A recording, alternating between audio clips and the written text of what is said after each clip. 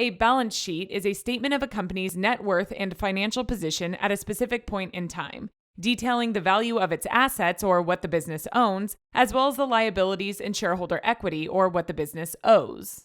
While a balance sheet doesn't depict everything about a company's performance, like whether it's profitable or not, it does highlight whether a business is using its resources efficiently or taking on too much debt.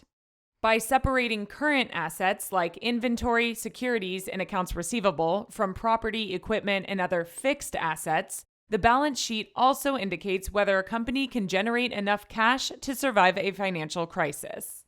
Only publicly traded companies are required to produce balance sheets. However, every business should incorporate the practice into their financial processes, as balance sheets provide essential information about the company's long-term financial soundness and resilience, while also letting shareholders know what their investment in the business is currently worth.